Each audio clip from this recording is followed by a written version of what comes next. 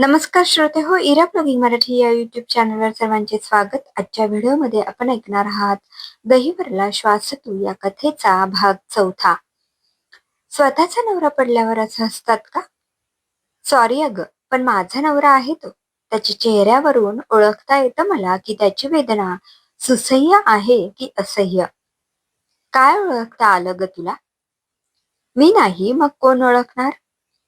कदाचित तुला माहित नसेल, पण श्रीधरवर मी एकेकाळी प्रेम केलेलं. मी त्याचं पहिलं प्रेम. त्याची प्रत्येक गोष्ट तुझ्या आधी मला माहिती होती. त्याची आवड निवड, त्याचा स्वभाव हे तुझ्या आधी मी जाणून होते. तुझ्यावर करत असेल तू प्रेम, पण पहिलं प्रेम ते पहिलं. त्याची सर कोणाला नाही. एका दमात सावी बोलून गेली. गार्गी तिच्याकडे बघतच राहिली. सावी बोलून गेली, पण भानावर आली तेव्हा तिला घाम फुटला. आपण हे काय बोलून गेलो? गार्गी शांतपणे म्हणाली, पहिलं दुसरं मला माहित नाही, पण मी बायको आहे त्याची आणि त्याचं सर्वात जास्त प्रेम माझ्यावर आहे हे ठाऊक आहे मला. शक्यच नाही, सावी हसून म्हणाली. गार्गीने दीर्घ श्वास घेतला आणि सावीला म्हणाली, विश्वास नसेल तर पुन्हा एकदा जिंकून दाखव त्याला. गार्गीने तिला चॅलेंज दिलं आणि ती आत निघून गेली. इकडे सावी इरेला पेटली. श्रीधरवर दुसऱ्या कुणाचा हक्क आहे हे तिला सहनच होत नव्हतं. तिचं हे अवसान बघून तिचा नवरा मयंक तिला म्हणाला, सकाळी सकाळी काय शेजारच्यांशी भांडतेस? तुझी भांडायची सवय कधी सुटणार? आणि लोकांना माझ्याबद्दल काय काय सांगत असतेस चुकीचं? परवा तुझी बहीण मला म्हणत होती की ताईला त्रास देऊ नका. मी आजवर कधी त्रास दिलाय? गप्प बस. मला जे करायचं ते मी करेन. माझ्या सोबत राहायचं असेल तर राहा, नाही तर निघ. मयंक बद्दल तिने खूप बदनामी केलेली, कारण तिला त्याच्याशी लग्न करायचंच नव्हतं. ती श्रीधरमध्ये अडकली होती. पण मयंक मात्र आज न उद्या ही आपल्यावर प्रेम करेल या आशेवर जगत होता. सावी विचार करत बसली. इतकं बोलूनही गार्गी चिडली नाही की तिने आकांत तांडव केला नाही. याची दोनच कारणं असू शकतात. एकतर तिचा आपल्या नवऱ्यावर असलेला प्रचंड विश्वास किंवा आपल्या नवऱ्यावर तिचं अजिबात प्रेम नाही. यातलं कदाचित दुसरं कारण असावं. नाहीतर आपल्या नवऱ्याची पूर्वप्रेयसी अशी समोर राहायला आलीये, तिच्याशी येता जाता बोलणं होतं हे कोणतीही बायको कसं सहन करेल? पण सावीला आता ते चॅलेंज डोळ्यासमोर फिरू लागलं. श्रीधर माझा होता, माझाच राहील. त्याला पुन्हा मिळवणं माझ्यासाठी अशक्य नाही. या विचाराने तिच्या डोक्यात प्लॅन्स सुरू झाले. श्रीधर संध्याकाळी ऑफिसवरून घरी येत होता. त्याची वेळ सावीने माहीत करून घेतली आणि त्यावेळी बरोबर ती लिफ्ट बाहेर घुटमळू लागली. गार्गीच्या हे लक्षात आलं. ती दारातच उभी राहिली आणि सावीकडे बघून हसू लागली. सावीला कळेना ही का हसते. गार्गी मुद्दाम दाराआड अशी लपली की श्रीधरला ती दिसणार नाही. श्रीधर लिफ्टमधून वर आला आणि लिफ्टचं दार उघडलं. समोरच्या आकृतीवरून ती सावी होती हे त्याच्या लक्षात आलं आणि त्याने नजर वर न करताच लिफ्टमधूनच गार्गीला आवाज द्यायला सुरुवात केली. गार्गी, अगं कुठे आहेस? आज तुला शॉपिंगला न्यायचं आहे ना? गार्गी दाराआडून बघत होती. सावीचे डोळे लाल झालेले. गार्गी तिच्याकडे बघून अजूनच हसू लागली. गार्गीचे चॅलेंज सावी सपशेल हरली होती. श्रीधर आत आला आणि त्याने घाई गडबडीत दरवाजा लावला. काय डोक्याला कटकट आहे यार, ही बाई काय अशी समोरच उभी राहते? गार्गीला वाटत होतं की तिला दिलेल्या चॅलेंज बद्दल श्रीधरला सांगावं, पण मग ती चिटिंग झाली असती. तिने मुद्दाम ते टाळलं. सावी बरेच प्रयत्न करत होती श्रीधरला आपल्या जाळ्यात ओढण्याचा, पण गार्गीचा श्रीधरच तो. कसा बळी पडेल? पण काळाने अशी एक परिस्थिती आणली की नवरा बायकोचा एकमेकांवरचा विश्वास अगदी डळमळीत व्हावा. नियतीनेच त्यांची परीक्षा घ्यायची ठरवलं. गार्गी एका टीम सोबत मिळून काही ऑनलाईन कामं करत असायची. त्याच टीमची एक ट्रिप आयोजित झालेली. गार्गीनेही नाव नोंदवलं. येत्या शनिवारी रविवारी ती जाणार होती. तिने तयारी सुरू केली. सकाळी दूध घेत असताना समोरच्या फ्लॅटमधून सावीचा नवरा फोनवर बोलत लिफ्टकडे जात होता. तिने त्याचं बोलणं ऐकलं. येत्या शनिवारी रविवारी मी बाहेरगावी असेल, त्यानंतर बोलू आपण. गार्गीने ते ऐकलं. म्हणजे त्या 2 दिवशी श्रीधर घरी एकटाच आणि सावी सुद्धा. कितीही म्हटलं तरी गार्गीच्या मनात वेगवेगळे विचार येऊ लागले. पण श्रीधरला तिने डोळ्यासमोर आणलं आणि एक दीर्घ श्वास घेतला. तिचं ट्रिपला जायचं पक्क झालं. श्रीधर, मी 2 दिवस घरी नसेन. काय करशील तू एकटा? मलाही सुट्ट्याच आहेत की. मी मस्त दिवसभर लोळणार. तिला दुसरं काहीतरी सांगायचं होतं, पण तिने स्वतःला आवरलं. तयारी करून झाली. शनिवारी सकाळी श्रीधरने तिला ट्रिपसाठी सगळे जिथे जमणार होते तिथे सोडलं आणि तो घरी आला. काही वेळाने ती कुठे आहे हे विचारण्यासाठी फोन केला, तेव्हा ती म्हणाली, अजून 2 तास लागतील आम्हाला तिकडे पोहोचायला. हे सांगत असताना ती खूप शिंकात येत होती. काय ग, बरं नाही वाटत का? थोडी कणकण वाटते, पण काही नाही एवढं. अगं मग तू का गेलीस? ते जाऊ दे. तुला माहितीये आमच्यासोबत कोण आहे?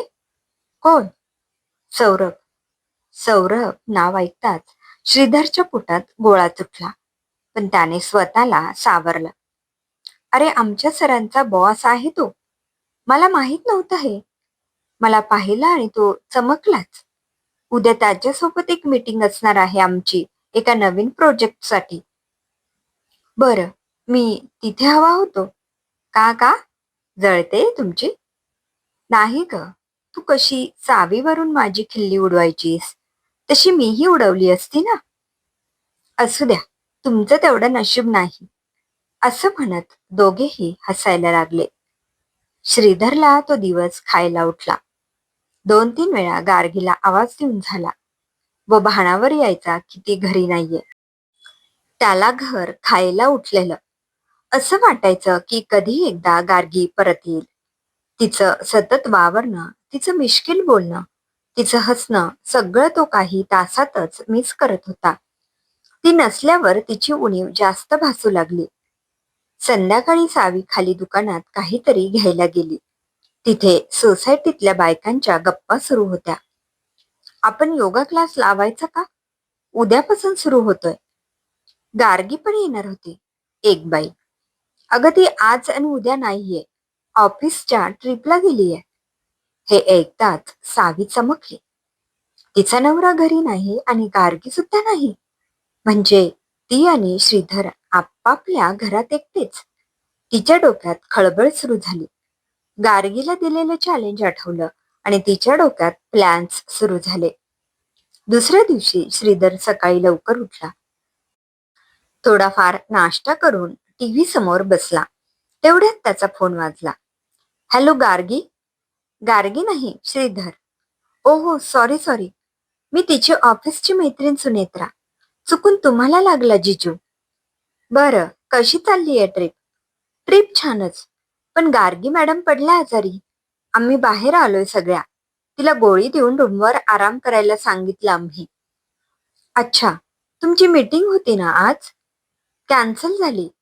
सौरभ सरांना काहीतरी काम आलं आणि ते हॉटेल रूमवरच थांबलेत. मग आम्ही बाकीच्या सर्व बायका शॉपिंगसाठी आलोय बाहेर. श्रीधरच्या पोटात गोळा उठला. म्हणजे ऑफिसचे सर्वजण बाहेर आणि हॉटेलवर फक्त गार्गी आणि सौरभ. त्याला ती चिंता नव्हती. गार्गी जास्त आजारी नाही ना, म्हणून त्याला काळजी लागली. त्याने तडक तिला फोन केला. गार्गीने फोन उचलला. तिचा आवाज निघत नव्हता. गार्गी, काय ग?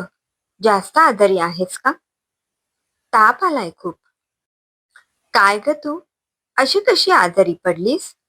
तेवढ्यात तिच्या रूमचा दरवाजा वाजला आणि ती उघडायला गेली. सौरभ? श्रीधरने ते ऐकलं. तो म्हणाला, बरं, चल तू आराम कर. श्रीधरने फोन ठेवला आणि त्याने दीर्घ श्वास घेतला. तिकडे सावीने स्वतःला दुखापत करून घेतली आणि ती धावतच श्रीधरचा दरवाजा ठोठावू लागली. श्रीधरने दार उघडलं.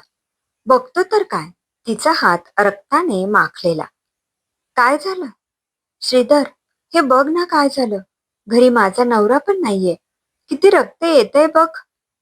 श्रीधरने तिला आत बोलावलं, बसवलं आणि तो फोन घेऊन आत गेला. आतून फर्स्ट एड बॉक्स आणलं. तेवढ्यात गार्गीचा फोन.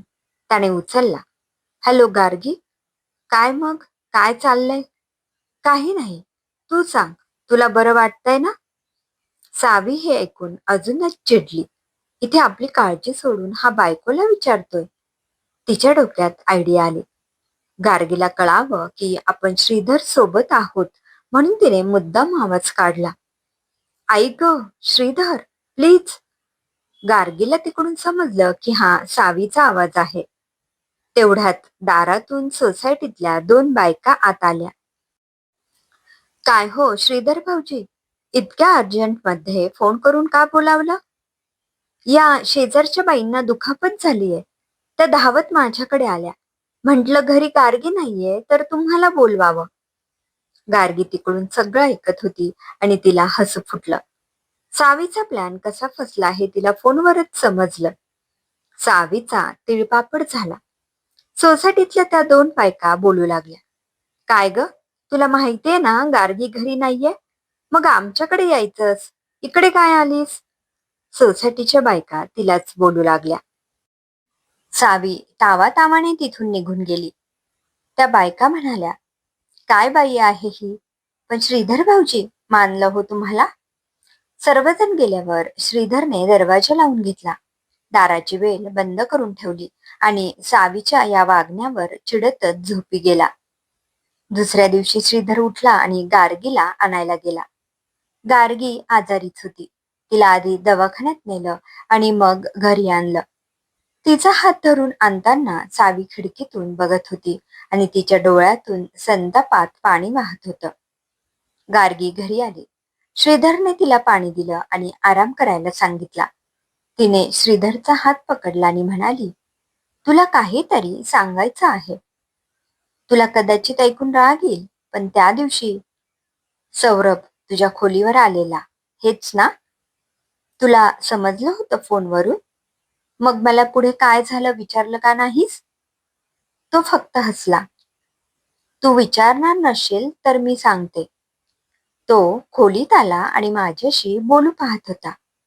मी पटकन माझ्या मैत्रिणीला मेसेज केला आणि बोलावून घेतलं. ती खोलीत आली आणि सौरभने तिथून काढता पाय घेतला. कसं वाटतं ते? खोलीत मी एकटी आणि हा सौरभ खोलीत येतो. बरं, मग? मग काय? तुला जराही संशय नाही आला आमच्यावर? नाही. मी ओळखतो तुला. तू त्याला काही ना काही राजकारण करून हाकललं असणार, हे माहितीये मला. गार्गीने कौतुकाने त्याच्या पाठीवर मारलं. त्या सावीने काय उद्योग केलेला समजला ना? हो, मी फोनवर ऐकलं सगळं. ती इकडे आलीये समजल्यावर तुला संशय नाही आला? नाही. मला माहित होतं माझा नवरा काही ना काही उद्योग करून तिला पळवून लावेल म्हणून. दोघेही हसायला लागले. आज त्या नवरा बायकोने त्यांच्या आपापसातल्या विश्वासाने नियतीच्या खेळालाही हरवलं होतं. दुसऱ्या दिवशी सावी आणि गार्गीची नजरानजर झाली. सावीचा नवरा नुकताच आलेला आणि तिच्या हाताकडे बघून म्हणाला, काय झालं ग? काही नाही, असं म्हणत तिने हात झटकला. तिचा नवरा आत निघून गेला. गार्गी सावीला म्हणाली, तू चॅलेंज हरलीयस, याबद्दल तुला काही बोलणार नाही मी. पण एक सांगते, नवरा बायकोत विश्वास असला ना की जगातील कुठलीही गोष्ट त्यांना एकमेकांपासून वेगळं करू शकत नाही. प्रेम हे नशिबाने मिळतं, पण दैव देतं आणि कर्म नेतं. असं माणूस वागायला लागला तर कायमचा एकटा पडतो. गार्गी सावीच्या नवऱ्याच्या पाठमोऱ्या आकृतीकडे बघत म्हणाली. समाप्त. लेखिका मीना राव. श्रोते हो, कशी वाटली ही कथा कमेंटमध्ये अवश्य कळवा. पुन्हा भेटूया एका नवीन कथेत. धन्यवाद.